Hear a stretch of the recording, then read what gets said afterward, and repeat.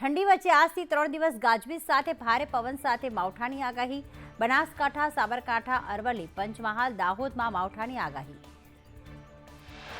તો મહીસાગર, છોટાઉદેપુર, નર્મદા, સુરત, ડાંગમાં પણ માવઠાની આગાહી.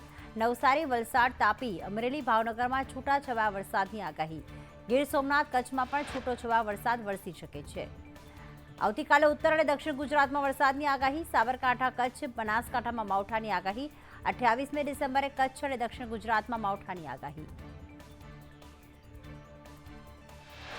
તો સૌરાષ્ટ્ર અને કચ્છમાં ઠંડીનો ચમકારો વધુ. નલિયા 8.5 ડિગ્રી તાપમાન સાથે ઠંડુગાર. રાજ્યના 4 જિલ્લામાં તાપમાન 10 ડિગ્રીથી નીચું.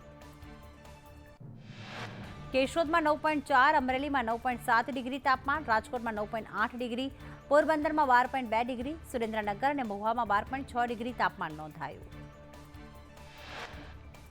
ગાંધીનગરમાં 13 ડિગ્રી, અમદાવાદમાં 15 ડિગ્રી, ભાવનગરમાં 13.4 ડિગ્રી, ડીસામાં 13.5 ડિગ્રી તાપમાન, વડોદરામાં 14 અને દ્વારકામાં 15.4 ડિગ્રી તાપમાન નોંધાયું. 31ને લઈને સુરતમાં ડ્રગ્સ ટેસ્ટિંગ કિટ રાખી વાહન ચેકિંગ. 15 લાખમાં વિશેષ મશીન લગાવવામાં આવ્યું. ડ્રગ્સ લેનારની માત્ર 1 મિનિટમાં ખબર પડે. નવી કિટથી પાનના ગલ્લા ઉપર પણ ચેકિંગ.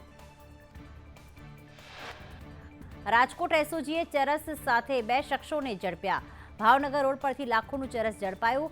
ઝડપાયેલા બંને શખ્સો ચરસની હેરાફેરી કરતા. 2 મોબાઈલ સહિત 6.59 લાખનો મુદ્દામાલ જપ્ત.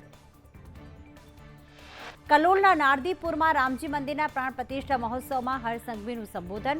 પ્રાણ પ્રતિષ્ઠા કરી સામાજિક સંકલ્પ લેવાનું કહ્યું. કોઈ પણ એક સામાજિક દૂષણ સામે લડાઈ લડવાની છે.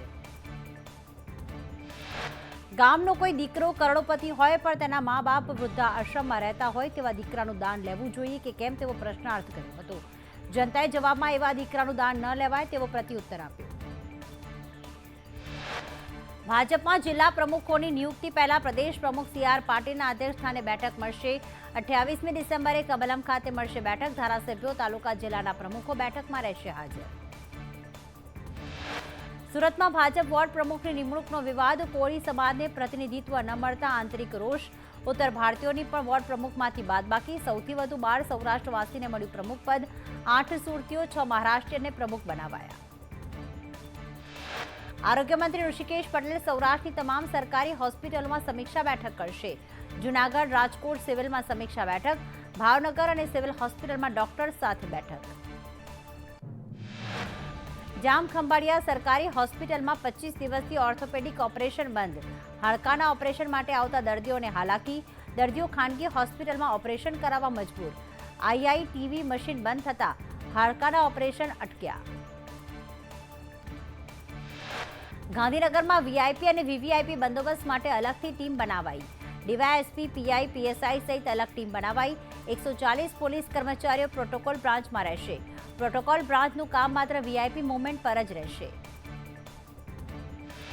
મુખ્યમંત્રી ભૂપેન્દ્ર પટેલે મુખ્ય સચિવ રાજકુમારને કરી હળવી ટકોર. કહ્યું, જેટલાના હસમુખભાઈ નામ છે તેમને ભરતી પ્રક્રિયામાં લગાવો.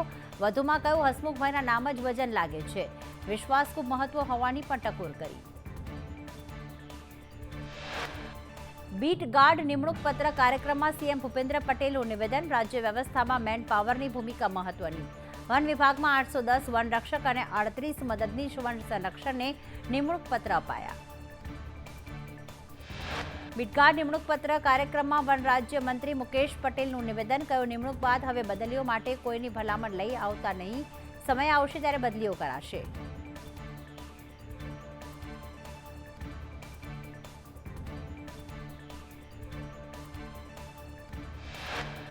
મોડાસાના ડોક્ટર કંપામાં સોલાર પ્લાન્ટનો ખેડૂતોએ ઉગ્ર વિરોધ કર્યો.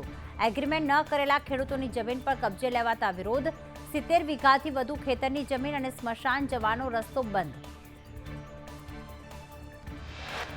વડોદરામાં MGVCLના કોન્ટ્રાક્ટ કર્મચારીઓનો વિરોધ. MGVCLની કોન્ટ્રાક્ટ કંપની 15,000નો પગાર નક્કી કરી 11,000 આપતા રોષ.